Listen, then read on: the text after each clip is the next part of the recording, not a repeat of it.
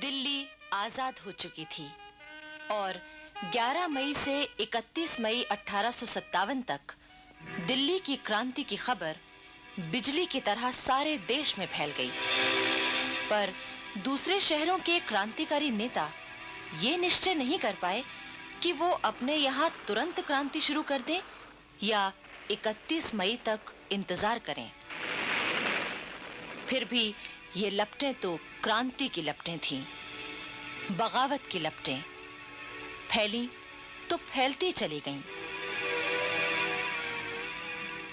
बुलंदशहर छावनी में 9 नंबर पलटन के सिपाहियों ने एक क्रांति के प्रचारक को पकड़ लिया। इस प्रचारक को पलटन के मुख्यालय अलीगढ़ लाया गया। अंग्रेज अफसरों ने उसे फांसी की सजा दी। 20 मई 1857 शाम का समय था। देशी सिपाहियों के सामने उस प्रचारक को फांसी पर लटका दिया गया। ये देखकर देशी सिपाहियों में क्रोध भड़क उठा। देखते क्या हो, ये शहीद देश की आजादी के लिए बलिदान हो गया और हम लोग खड़े खड़े तमाशा देख रहे हैं। अरे आगे बढ़ो और इन फिरंगियों का नाश कर दो। अंग्रेज डर के मारे कांप उठे। अगर तुम लोग अपनी जान बचाना चाहते हो तो फौरन अलीगढ़ छोड़ दो। और 20 मई की रात को ही अलीगढ़ अंग्रेजों से खाली हो गया। अलीगढ़ पर हरा झंडा फहराते हुए क्रांतिकारी सिपाही खजाना और गोला बारूद लेकर दिल्ली की ओर चल पड़े। फिर क्रांति की लपटें मैनपुरी होती हुई इटावा पहुंची। इटावा के कलेक्टर ह्यूम ने पुलिस और जनता के प्रतिनिधियों से मदद मांगी कि क्रांतिकारियों को दबाया जाए, पर उसे कोई जवाब नहीं मिला। अंत में इटावा में मौजूद अंग्रेज सिपाहियों ने क्रांतिकारियों को दबाने की कोशिश की और लड़ाई छिड़ गई। अंग्रेज सिपाहियों के साथ मजिस्ट्रेट मिस्टर डेनियल भी मारे गए। बचे हुए अंग्रेज किसी तरह जान बचाकर भागे। मिस्टर ह्यूम तो महिलाओं के वेश में भागे। अब बगावत की लपटें बरेली पहुंच गईं।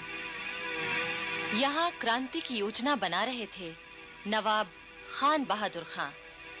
बड़ी होशियारी से, सावधानी से, चुपचाप 31 मई 1857 की सुबह ठीक 11 बजे तोप छूटी और 68 नंबर पलटन ने क्रांति का बिगुल फूंक दिया। अंग्रेजी झंडा उतारा गया, हरा झंडा फहराने लगा। बरेली की क्रांति में अफसरों सहित अनेक अंग्रेज मारे गए। केवल 32 अंग्रेज अपनी जान बचाकर भाग सके। खान बहादुर खां पूरे रुहेलखंड के सूबेदार बने और बख्त खां प्रधान सेनापति। खान बहादुर खां ने जनता के नाम एक ऐलान जारी किया। हिंदुस्तान के रहने वालों, आजादी का पाक दिन जिसका बहुत अरसे से इंतजार था आ पहुंचा है। मुसलमानों, अगर तुम कुरान की इज्जत करते हो, हिंदुओं अगर तुम गौ माता की इज्जत करते हो, तो अब अपने छोटे छोटे झगड़ों को भूल जाओ और इस पाक जंग में शामिल हो जाओ। एक झंडे के नीचे लड़ो और खून की नदियों से अंग्रेजों का नाम हिंदुस्तान से धो डालो। उधर दिल्ली पर बहादुर शाह जफर का शासन हो चुका था। उनके बुलावे पर बरेली के बहादुर बख्त खां भारतीय सेना के सेनापति बनने के लिए चल पड़े। उनकी सेना के साथ शाहजहांपुर, बदायूं और मुरादाबाद से आई देशी पलटनें, तोपें और खजाना था। 3 जून को आजमगढ़ में 17 नंबर की पलटन ने क्रांति शुरू कर दी।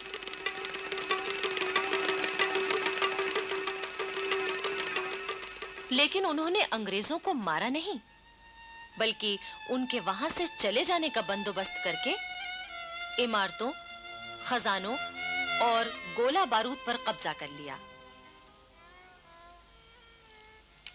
4 जून 1857 को ये चिंगारी बनारस पहुंची।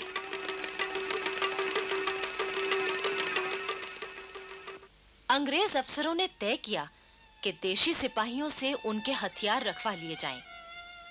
उन्हें परेड ग्राउंड बुलाया गया। अंग्रेज अफसरों ने जैसे ही देशी सिपाहियों को हथियार रखने का आदेश दिया कि इन सिपाहियों ने अंग्रेजों पर हमला बोल दिया।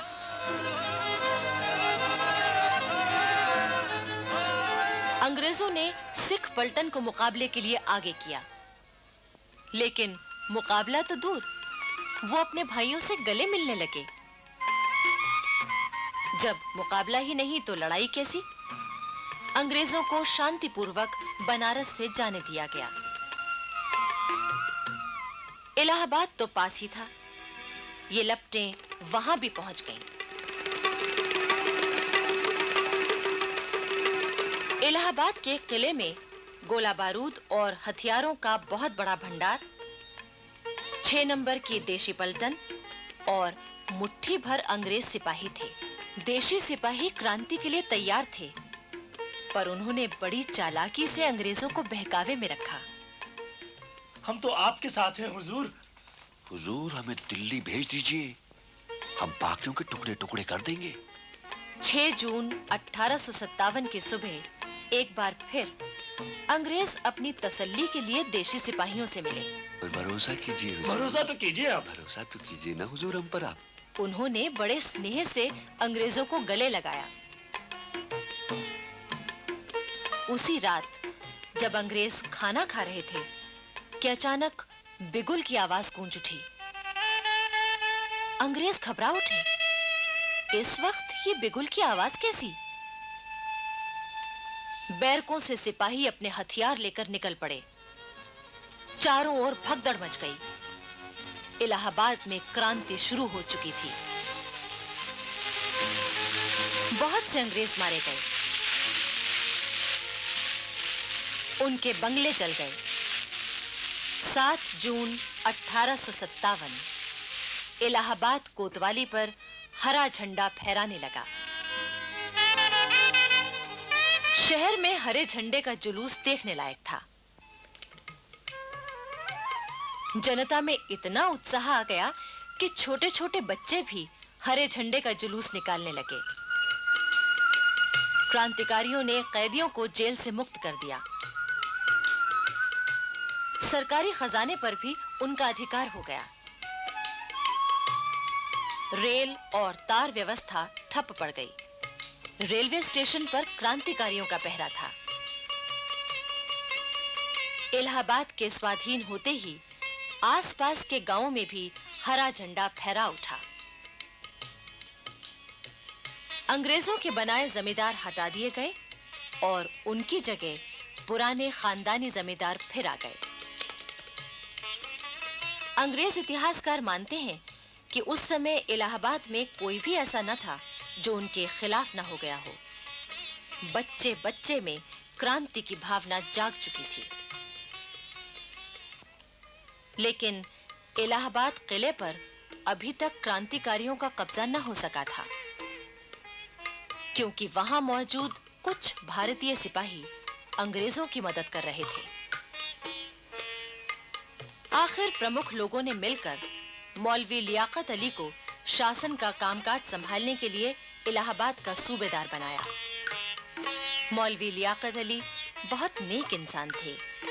सब लोग उनका बहुत आदर करते थे। मौलवी साहब ने खुसरो बाग को अपना केंद्र बनाया। वो दिल्ली के सम्राट बहादुर शाह जफर को वहां के हालात की खबर भेजते रहे और इलाहाबाद के किले में मौजूद देशी सिपाहियों को क्रांति में शामिल होने के लिए पैगाम भेजते रहे। लेकिन इन सिपाहियों ने अंग्रेजों का ही साथ दिया। इस तरह इलाहाबाद के किले को छोड़कर सब जगह क्रांतिकारियों का अधिकार हो चुका था।